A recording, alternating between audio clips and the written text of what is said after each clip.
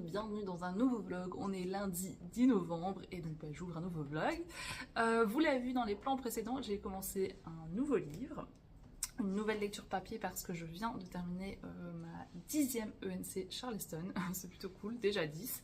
Mais donc du coup j'ai eu envie de me plonger dans un autre livre et donc il s'agit de La nuit de l'ours d'Alexandra Juliet, publié aux éditions Calman Lévy. C'est un livre qui fait approximativement 360 pages. Je vous en avais parlé dans mon précédent vlog parce que c'est un livre qui est dans ma palle de novembre et donc je suis contente de le sortir. Du coup je vous en lis le résumé puis je vous en parle un petit peu. On nous dit: quand Angèle, 39 ans, se réveille en sursaut après s'être endormie dans sa baignoire, elle découvre des mots tracés dans la buée de son miroir. Va crever. Quelqu'un l'a attendue chez elle pour la menacer. Qui et pourquoi? Terrifiée, perdue, Angèle accepte de partir quelque temps avec son père, ancien psychiatre affaibli par l'âge, dans le village des Pyrénées où elle a passé sa petite enfance. Là-bas, c'est bientôt la fête de l'ours, une semaine de célébration traditionnelle qui s'achève par une longue nuit où les jeunes hommes, enduits de suie et vêtus de peau de bête, deviennent à la fois chasseurs et chassés. Malgré le paysage grandiose de ces montagnes préservées, Angèle sent grandir autour d'elle une ambiance sourdement hostile. Comment est-il possible que personne ici ne se souvienne d'elle? Que cache cette chambre fermée à clé dans la maison de son père? Le vieil homme fait-il semblant d'avoir perdu la mémoire? En cherchant à obtenir des réponses, Angèle va découvrir qu'il est parfois extrêmement dangereux de déchirer le voile du mensonge. Voilà pour le résumé. Alors actuellement, je ne vous l'ai pas dit, mais j'ai lu 56 pages, donc j'avance bien parce que franchement, il se lit vite vu que je l'ai commencé ce matin. Et j'aime bien. J'aime surtout l'ambiance qui est vraiment très pesante, elle est lourde. Enfin, je trouve que l'autrice vraiment nous plonge directement dans cette ambiance parce qu'effectivement, donc Angèle, c'est le personnage principal.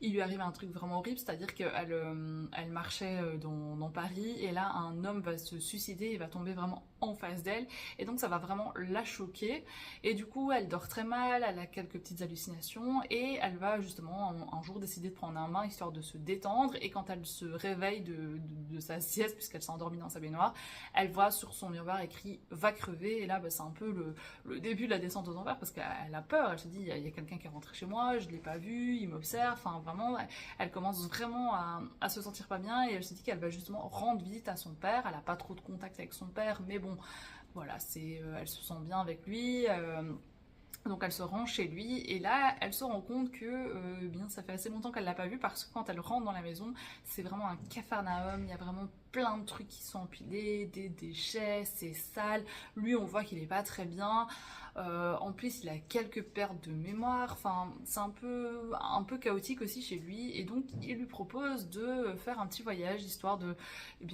se sortir un peu de leur marasme à tous les deux et ils partent dans la ville où Angèle est née, la ville d'enfance où elle a grandi et tout ça et donc moi j'en suis là et franchement j'aime bien, je connaissais pas Alexandra Juliet, elle a écrit trois autres livres avant celui-ci et moi je la connaissais pas du tout, c'est en achetant ce livre que je découvre sa plume et j'aime bien parce qu'elle nous plonge, je vous dis, directement dans une ambiance lourde, enfin on ressent vraiment les choses.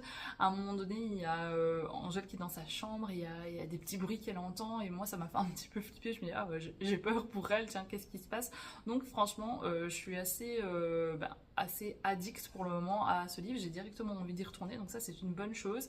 Et puis j'ai redécouvert le résumé ce matin en commençant le livre et je me souviens que je l'avais acheté pour ça parce que ça paraît assez fou ce qui se passe dans ce village des Pyrénées, donc j'ai vraiment hâte de le continuer et de pouvoir vous en parler un petit peu plus, mais franchement pour le moment ça me plaît bien, donc du coup je reviendrai dans la semaine vous parler de mes avancées, mais à mon avis qu'il va pas faire long feu.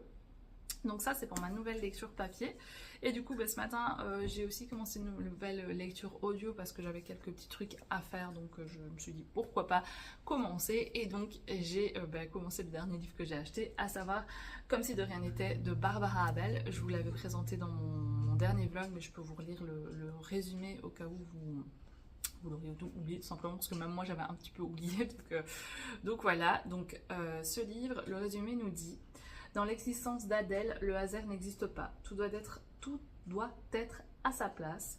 orchestrée jusqu'au moindre détail. Est-ce parce que Bertrand, son mari, ne supporte pas le moindre dérogation à l'ordre qu'il impose dans son foyer? Un soir, Adèle rencontre le nouveau professeur de solfège de son fils, Hugues. Leurs regards se croisent, troublés, il dit la reconnaître. Qui est cet homme et pourquoi l'appelle-t-il Marie?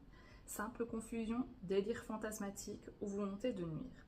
À la suite de cette rencontre, le monde d'Adèle vacille. Elle résiste, veut à tout prix garder le contrôle, préserver sa famille, sa vie, mais quand le chaos menace, comment lui échapper? Voilà pour le résumé. Alors, à l'heure actuelle, j'ai pas écouté grand-chose. Enfin, grand-chose, si quand même. J'ai écouté l'équivalent de 70 pages sur 350, donc oui, quand même, en fait, j'ai déjà bien avancé.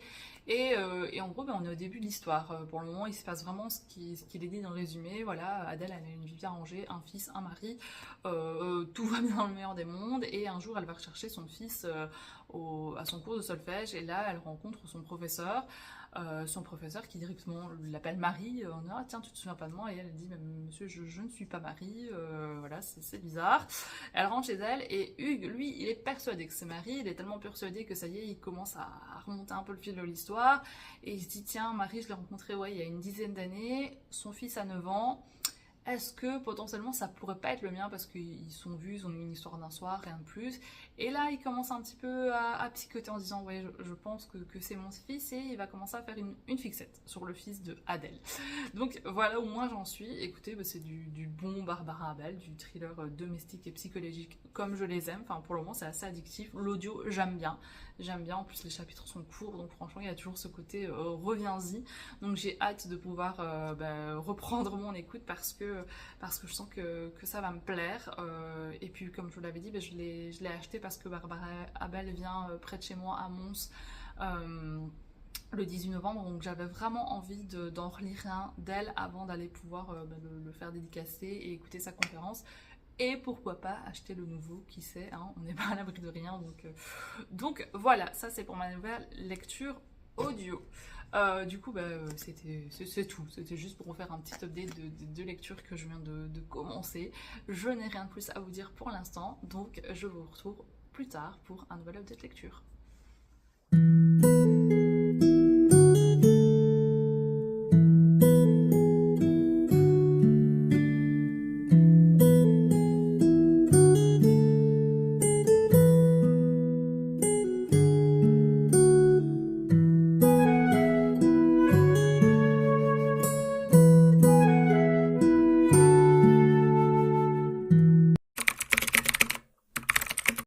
Hello, je vous retrouve pour un update lecture parce que entre hier et aujourd'hui j'ai bien avancé mes 2 lectures en cours, donc je me suis dit pourquoi pas me poser 5 minutes avant qu'il fasse noir pour vous en parler. Tout d'abord ma lecture papier, donc La Nuit de l'ours d'Alexandra Juliet.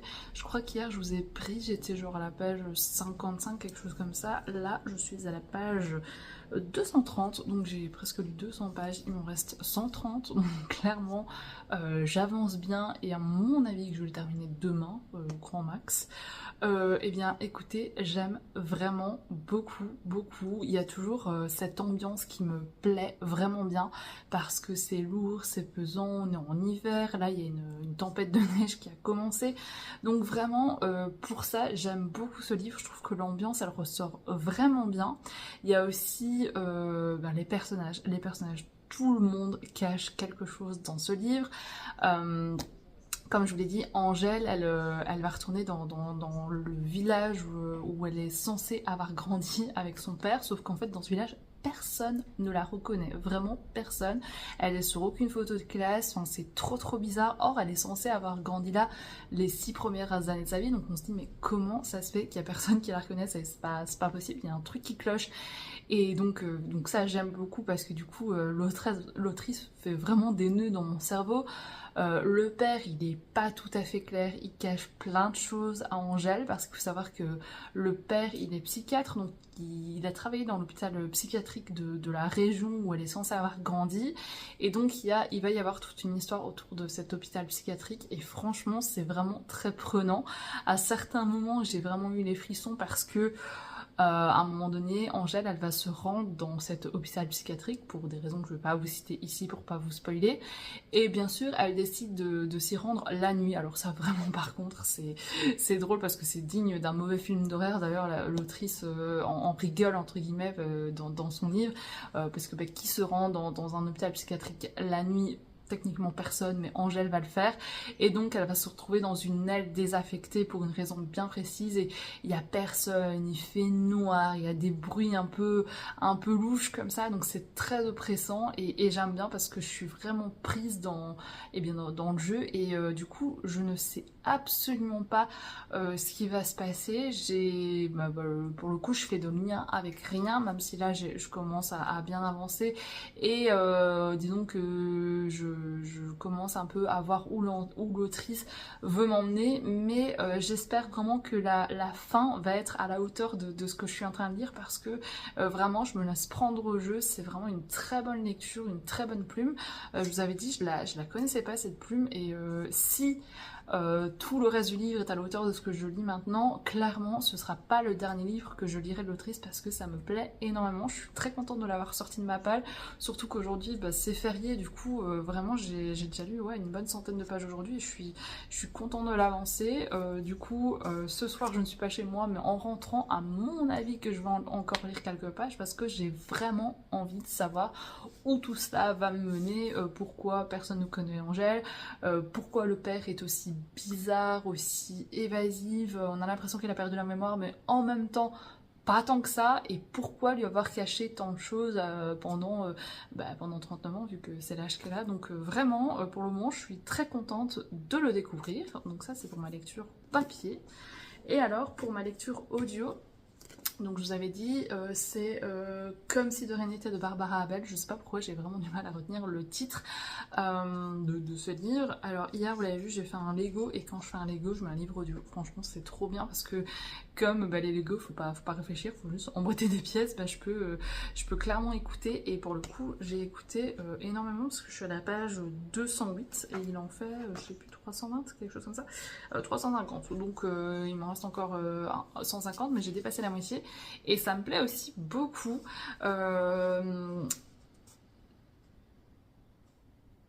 Il y a un truc qui me... c'est rien, c'est le chat qui a décidé de faire une connerie face à mes yeux, mais tout va bien. Bref, je vous disais donc que j'aimais beaucoup. J'aime beaucoup parce qu'on est vraiment dans du bon Barbara Abel. Alors j'en ai pas lu 300, j'en ai lu 2, mais c'est un bon thriller domestique. Je trouve que elle a ce truc qui fait qu'on a toujours envie de tourner les pages, déjà parce que c'est très court, ce sont des chapitres qui font 4-5 pages, donc du coup, moi j'ai envie de savoir à chaque fois ce qui se passe, et puis plus j'avance, plus les liens entre les personnages se resserrent, on arrive à se rendre compte de plusieurs choses, et ça j'aime beaucoup, même s'il y a des choses que j'ai pas du tout venir, parce que bien pour rappel, là on va suivre Ambre qui va rencontrer le professeur de solfège de son fils, Lucas, je crois, je sais plus, je suis plus sûre, il me semble que c'est Lucas, le fils, et donc le professeur c'est Hugues, et Hugues il l'appelle Marie, il la reconnaît, et elle lui dit non, je ne suis pas Marie. Or on se doute bien que s'il l'appelle Marie, c'est pas pour rien. Et puis je vous dis, ils vont tous avoir des liens. Même le mari de Ambre, qui est pas clair, il va avoir des liens avec ce Hugues, des liens que je n'avais pas imaginés. Et là, l'étau est en train de se resserrer sur les uns, sur les autres. Et ça me plaît parce qu'il y a des choses que j'ai pas vu venir. Et j'ai hâte de savoir où Barbara Abel va m'emmener, et comment ça va se dénouer, tout simplement. Donc j'aspire à pouvoir reprendre l'audio, même si ce ne sera pas le cas aujourd'hui, mais ça me plaît, et du coup si la fin est aussi à la hauteur de ce que je suis en train de lire, j'en prendrai un autre, et à mon avis que je lui en prendrai un quand je la rencontrerai le 18 novembre. Je me rends compte qu'il fait vachement sombre, pourtant il fait pas noir, je sais pas si c'est la caméra, mais du coup je me vois de manière sombre. Bref, c'est pas grave. Donc voilà, pour le moment une très bonne lecture audio, très contente de retrouver la plume de Barbara Abel, Et je me dis que je devrais en lire d'autres parce que vraiment le thriller domestique c'est ce que j'aime. J'aime ces petites situations du quotidien qui paraissent tout à fait banales et au final Barbara Abel elle te tourne ça d'une manière où c'est pas du tout banal, où tu vois pas les choses venir et moi ça me plaît. Donc écoutez, voilà pour ce petit update lecture, mais je me suis dit que comme j'avais bien avancé, que j'allais venir vous voir, à mon avis je reprendrai la caméra dans la semaine pour un update final vu que j'arrive au bout, donc ce serait pas trop, à mon avis ce serait contre-intuitif de vous retrouver encore pour un petit update avant la fin, donc je pense que je vais faire ça. Voilà, et bien sur ce, je vous retrouve plus tard. Hello, je vous retrouve pour vous parler de ma lecture papier parce que je l'ai terminée. Donc sans suspense, c'est donc La Nuit de l'ours d'Alexandra Juliet, je vous en parle depuis le début de ce vlog. Eh bien écoutez, j'ai vraiment beaucoup aimé. Je trouve que déjà ce qui est vraiment bien dans ce livre, c'est l'ambiance. L'autrice, elle nous plonge directement dans une ambiance lourde, sombre, et ça vraiment c'est du début à la fin, et ça m'a beaucoup plu parce que je me suis vraiment sentie immergée. Franchement ça c'est vraiment le point fort de ce livre. Ensuite il y a vraiment tous les mystères. Dans ce livre il y a vraiment que ça, des mystères, des mystères, des mystères, et vraiment ça m'a mis des nœuds dans la tête, hein, comme j'aime le dire, mais des mystères plausibles, je veux dire, qui servent l'histoire, et ça c'est plutôt cool parce que des fois c'est trop et ça sert à rien, ou vraiment le dénouement est un peu bancal. Or là j'ai pas trouvé que c'était bancal, loin de là. Déjà j'ai aimé le fait que on découvre Angèle, cette femme de 39 ans qui est vraiment elle va pas très bien dans sa vie, hein. Elle a lu sur son miroir va crever, il y a un mec qui s'est suicidé qui a sauté d'un immeuble et c'est tombé juste devant elle. Enfin bref, dans sa vie c'est pas la joie, donc elle décide de retourner voir son père. Son père ça va pas très bien non plus, on sent qu'il perd un peu la tête, et ils se disent allez on va aller se ressourcer dans le village d'enfance. Sauf que arrivée dans ce village, dans la maison dans laquelle elle est censée avoir grandi pendant les 6 premières années de sa vie, en fait elle reconnaît pas la maison. Dans le village personne ne la connaît, apparemment elle n'était pas dans les classes de primaire avec les camarades de l'époque. Donc ça c'est vraiment ce que j'ai aimé, c'est tous ces petits mystères. Il y a aussi cette histoire d'hôpital psychiatrique qui va venir s'imbriquer, parce qu'en fait son père à Angèle est encore psychiatre, même s'il exerce plus tellement que ça, et il a travaillé dans l'hôpital psychiatrique de la région, et donc il va y avoir des mystères autour de cet hôpital. Ça va amener vraiment ce côté un peu horreur, parce que je vous ai dit là à un moment donné elle s'y rend dans la nuit, il y a des choses qui s'y passent. Puis à côté de ça il y a aussi cette festivité dans le village, donc qui est la fête de l'ours, qui se déroule sur 3-4 jours je pense. Enfin là dans le livre on reste 3 jours dans le village, et il y a ce côté où il y a un peu la chasse de l'ours pendant la nuit, donc ça va amener aussi ce côté un peu horreur. Et franchement j'ai beaucoup aimé, et surtout ce qui m'a plu c'est que l'autrice elle va répondre à toutes les questions que je me suis posées. Moi j'avais peur que avec les mystères qu'elle va distiller au fur et à mesure de l'histoire, je me suis dit ouais elle va peut-être laisser quelque chose de côté, ou à la fin il va me rester des questions, et je n'aime pas du tout les fins ouvertes, j'aime pas rester dans le suspense. Moi j'ai besoin qu'on me dise voilà ce qui se passe, point final. Et là c'est ce qu'elle fait, que ce soit du fait que Angèle ne se souvienne pas de son village d'enfance, le fait qu'il y ait tout un mystère autour de ce village, l'hôpital psychiatrique, le fait qu'elle trouve une inscription sur son miroir. Tout est vraiment réglé à la fin, vous avez le fin mot de l'histoire pour tout, et ça vraiment ça m'a fait plaisir. Je dirais que le seul petit bémol c'est cette histoire justement de va crever. Alors je vais pas vous expliquer quoi, comment, mais en tout cas on sent que c'est un événement que l'autrice a voulu mettre en place pour justement que l'intrigue puisse prendre place, mais c'est un peu gros pour moi, dans le sens où c'est résolu, on a le point final, mais je sais pas, pour ça je m'attendais à autre chose. Je pensais que ça allait prendre une plus grosse part dans l'intrigue. Or tout au long de l'histoire on a vraiment plein de pièces du puzzle et tout commence à s'imbriquer, et celle-là elle reste toujours un peu en suspens, et je me suis dit tiens ça va être autre chose, quelque chose qui va amener un peu de l'eau au moulin de l'enquête.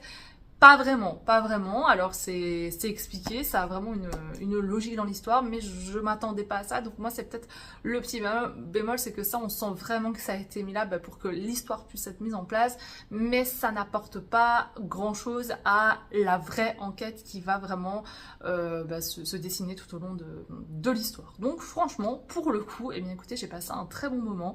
Je vous l'ai dit, je découvrais La Plume de l'Autrice, c'est une très bonne découverte, un très bon thriller psychologique, un peu horreur comme ça. Je trouve que pour la saison, il s'y prête parfaitement. Donc franchement, si ce genre de livre vous plaît, je vous le conseille à 100%. Moi franchement ça m'a plu. Et je pense que je vous avais dit qu'elle avait écrit d'autres livres en l'autrice. Ouais, elle a écrit Rockstar, La cible des manchots et Randy Welcome. Oui, voilà. Donc c'est des livres que je connais pas. Il y en a un, c'est ah ouais, 2009, 2012 et 2024. Donc ouais, il y a vraiment eu un gap entre les publications. Donc je sais pas, je la connais pas à part là. Donc si vous en avez déjà lu d'autres d'elle, n'hésitez pas à me le dire en commentaire. Si vous avez lu celui-là, n'hésitez pas à me donner votre avis. Ça m'intéresse qu'on puisse échanger autour. En tout cas, voilà pour ma lecture papier terminée que j'ai vraiment beaucoup aimé. Du coup, j'ai pas encore commencé de nouvelles lectures papier parce que je vous l'ai dit, je l'ai fini une grosse demi-heure, donc il faut que je me pose et que je réfléchisse. Techniquement, ma palle de novembre se compose que de thrillers. Là, je l'ai en face des yeux et je vois que des thrillers, donc je sais pas si je vais m'embarquer dans un autre polar ou thriller parce qu'à l'audio aussi je suis dessus, donc peut-être prendre un autre style, je ne sais pas, je vais réfléchir, mais en tout cas, dès que j'ai choisi, je viendrai vous la présenter. Sur ce, je vous dis à plus tard. Je vous retrouve, il est 8h30 du matin. Alors à la caméra, on dirait qu'il fait clair, mais en fait pas tant que ça. Je vous ai rarement pris aussitôt là depuis que j'ai commencé les vlogs. Mais aujourd'hui, j'ai une journée assez remplie, mais très très cool. Là, ce matin, je vais aller dans un café pas loin de chez moi pour déjeuner. Et cet après-midi, je n'ose pas. Donc voilà, je suis pas sûre que j'aurai le temps de vous reprendre entre deux. Du coup, je me suis dit que j'allais filmer maintenant avant de partir petit déjeuner, parce que j'ai quelques petites choses à vous dire. Tout d'abord, à l'audio, je suis toujours dans Comme si de rien n'était de Barbara Abel. Je vous dis, j'arrive pas à retenir le titre, je ne sais pas pourquoi. Et en fait, hier, je suis arrivée au moment genre, waouh, genre j'avais la bouche qui tombait, c'est le plot twist du livre. Je suis à la page 260 sur les 350 qu'il fait plus ou moins. Et vraiment, j'étais là, ah ouais, vraiment ça, j'ai pas vu venir. J'ai pas vu venir, donc je suis très contente parce que là, pour le coup, c'était un peu plus lent parce que elle s'appelle Adèle, j'ai tout le temps envie de l'appeler Ambre. Adèle, on sent bien que c'est pas clair son lien avec Hugues, que effectivement, s'il appelle Marie, c'est pas pour rien. En plus, maintenant, le mari Bertrand, le mari d'Adèle, est entré dans l'équation parce qu'en fait, on a appris que Bertrand et lui se connaissaient et que c'est pas dans les meilleures circonstances du monde qu'ils se connaissent. Et donc voilà, on était un peu comme ça sur des sables mouvants, on savait pas très bien où on allait, mais là, elle nous a mis un truc Barbara Bell où je fais ah ouais, vraiment, ça là, dedans, ok, je n'ai absolument pas vu venir, donc je suis très contente parce que du coup ça a redynamisé ma lecture. Après, j'ai pas pu vraiment trop continuer parce que je faisais mes courses et que j'avais fini. Donc j'ai qu'une seule hâte, c'est là de pouvoir partir au café qui est une demi-heure à pied de chez moi et de prendre mes écouteurs et de continuer ma lecture parce que je veux savoir ce qu'elle va être la suite après cet événement. Donc écoutez, clairement, je suis... j'aime beaucoup, voilà, je suis vraiment dedans et j'ai hâte que ça se termine pour savoir comment elle va finaliser son histoire. Donc voilà, ça c'est pour ma lecture audio. Et alors je vous disais que hier j'avais fini La Nuit de l'ours, donc il me fallait une nouvelle lecture papier. Et j'ai pas pioché dans ma palle de novembre, je suis allée devant ma palle tout court et j'ai vu celui-ci, donc Les Lumineuses de Molly Fader, publié aux éditions Faubourg-Marigny. C'est un livre qui fait approximativement 467 pages dans les remerciements, je crois. Ouais, note de l'autrice, donc voilà. Et hier, j'ai lu l'équivalent de 157 pages, donc un tiers du livre, je l'ai dégommé. Mais avant de vous en dire plus, je vais quand même vous lire le résumé. 1967, Iowa, Betty Kay et Kitty, colocatrices à l'école d'infirmières, n'ont pas grand-chose en commun. Betty Kay a risqué la désapprobation de sa famille pour poursuivre ses rêves, loin de sa petite ville. Kitty a toujours compté sur sa beauté et son intelligence pour s'en sortir. Pourtant, les deux femmes partagent la même détermination à faire leurs preuves dans un monde en évolution. forgeant un lien improbable sur un campus hostile aux femmes. Avant la fin de leur première année, la tragédie frappe et les chemins des deux amis se séparent. Mais comme contre toute attente, une amitié de plusieurs décennies se forme, survivant à bien des épreuves à travers l'amour, le mariage, l'échec et la mort. Des jungles du Vietnam aux paillettes d'Hollywood jusqu'à une nuit qui va tout changer. 50 ans plus tard, deux sœurs sont choquées lorsque la célèbre star de cinéma se présente aux funérailles de leur mère, Betty Kay. Au cours d'un week-end tumultueux, Clara et Abby, les deux sœurs, doivent faire face à une révélation sur leur famille qui changera leur vie à jamais. Voilà pour le résumé. Et écoutez, j'aime vraiment beaucoup ce que je suis en train de dire. Ce livre, il m'a été conseillé par une flamboyante, donc c'est une partenaire Faubourg-Marigny. Christelle, si tu passes par là, merci pour le conseil parce que vraiment, j'adore. Je suis trop contente de l'avoir sorti de ma palle. Donc en fait, effectivement, le livre commence en 2019 avec l'enterrement de Betty Kay et on va découvrir ces deux filles. Clara et Abby qui quand elles étaient jeunes étaient très très proches, mais là on sent vraiment le lien s'est effiloché avec le temps, elles s'entendent plus très bien et voilà, c'est plus le grand amour. Et puis à cet enterrement va débarquer Kitty qui est une grande star du cinéma et les deux filles, Clara et Abby, elles se disent mais que fait cette femme ici, notre mère c'est pas une star, enfin elles comprennent pas très bien et en fait Kitty elle leur dit qu'en fait bah voilà leur mère et elles se sont connues quand elles étaient plus jeunes, elles ont fait une partie de leurs études ensemble en 1967 et elle est là pour un peu leur raconter la jeunesse de leur mère. Et donc on va justement basculer en 1967 où on va découvrir cette jeune femme, Betty Kay, qui contre la vie de sa famille, parce que voilà, on est en 1967, les femmes ça ne fait pas d'études, va quand même aller à l'école d'infirmière, elle va quand même faire ses études parce que c'est ce qui l'anime elle est intelligente et elle veut poursuivre ça. Et elle va avoir comme camarade de chambre Kitty qui est à l'opposé d'elle, voilà. Elle est flamboyante, elle veut briller, elle veut tout faire pour s'en sortir. Et les études d'infirmière, c'est vraiment un prétexte pour quitter sa famille parce qu'on ne sait pas très bien pourquoi au moment où on commence le livre, mais ça se passe pas du tout bien avec sa famille. Et donc, du coup, elle est là juste pour partir. Et les deux, elles se retrouvent camarades de chambre. Et pour le coup, au début, ça matche pas du tout. Voilà, elles sont trop différentes. Donc, Kitty, elle dit même à. Betty Kay, elle dit même à Kitty, écoute, je t'aime pas, voilà.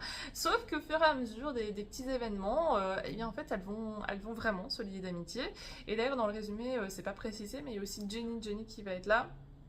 Pardon, Jenny qui est afro-américaine, donc clairement c'est pas facile du tout pour elle d'être là parce que c'est la seule étudiante noire de sa promo et elle va aussi se lier d'amitié avec elle et ce trio, eh bien on va les suivre, on va les voir évoluer durant cette année 67-68, du moins là où j'en suis, mais je pense bien donc que ça va continuer tout au long des années et même si au final ils n'ont rien en commun, eh bien on sent que ces jeunes femmes là elles vont embrasser leur destin et que elles vont vraiment prendre leur vie en main et j'adore ça. J'adore bien déjà les romans historiques, même si là on n'est pas loin dans l'histoire, au final on n'est que 50 ans plus ou moins entre le passé et le présent, mais ça me passionne vraiment. Et alors surtout, quand je le lis, j'ai l'impression que ce roman c'est un peu le lien entre deux romans que j'ai déjà lus. Tout d'abord Les Sept Maris d'Evelyn Hugo de Taylor Jenkins Reid, qui est mon autrice préférée, en tout cas une de mes autrices préférées. Et là, ça me rappelle vraiment Evelyn Hugo et Kitty, qui sont deux stars d'Hollywood qui vont raconter leur passé. Donc là, moi, ça me fait penser à ça. Et il y a aussi Le Chant des Oubliés de Christine Hanna, que j'ai lu en début d'année, qui était un méga coup de cœur pour moi. Et dans Le Chant des Oubliés, on va suivre aussi Frankie, qui est une infirmière qui va s'engager au Vietnam. Donc on est vraiment sur la même période ici que Les Lumineuses, puisque c'est aussi en 1967, durant la guerre du Vietnam est au cœur de l'histoire, je vais dire. Donc voilà, moi ça me fait vraiment penser à ça quand je lis ce livre. Et franchement, ben, j'adore. Les personnages sont tout attachantes. J'ai vraiment envie de savoir ce qui va leur arriver. Pourquoi, bien 50 ans plus tard, les filles de Betty Kay n'ont jamais entendu parler de Kitty, alors que il semble qu'elles vont former vraiment qu'elles vont avoir une amitié très forte. Donc écoutez, j'ai hâte de le continuer, parce que ben, voilà, je vous dis, hier soir j'ai déjà lu 150 pages.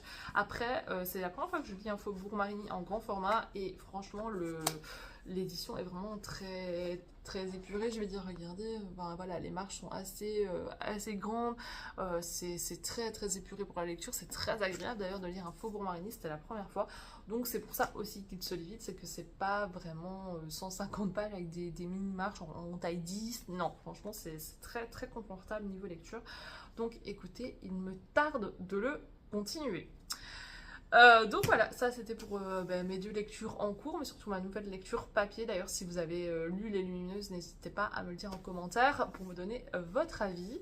Et bien écoutez, sur ce, je vais m'arrêter là parce qu'il va bientôt être l'heure pour moi de partir petit-déj. Je vous embarquerai avec moi bien sûr, et je vous retrouve plus tard pour un nouvel update lecture.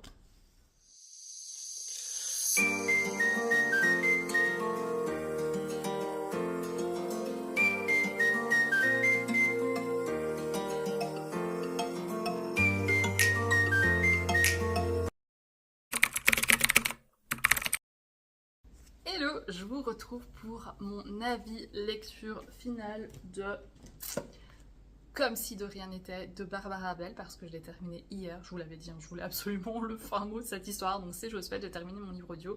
Et bien écoutez, mon avis n'a pas changé de ce que je vous disais hier.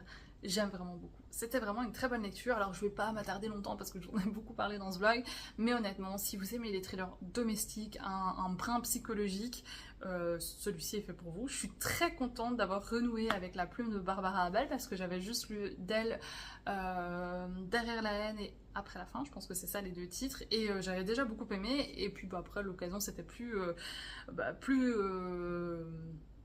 comment on dit, présenté. L'occasion c'était plus présenté, j'en avais plus lu, et là je me dis, comme je la rencontre la semaine prochaine, je voulais absolument en lire un autre, et c'est chose faite. Et franchement c'était une très bonne lecture. Alors pas un coup de cœur, parce que parfois j'ai ressenti un peu ce moment de latence où c'était un petit peu plus mou, je vais dire, dans le sens où l'intrigue se mettait en place, il fallait bien qu'il y ait des choses qui avancent, donc voilà, là c'est normal que ce soit comme ça. Donc il y a vraiment ces petits moments un peu plus lents, je vais dire, mais rien de rédhibitoire en soi. Franchement c'est une lecture qui m'a plu, j'ai passé un bon moment, mais alors surtout arrivé aux 3 quarts, mais les plot twists qu'il y avait, enfin franchement j'étais là et ça s'arrêtait pas, c'était fou.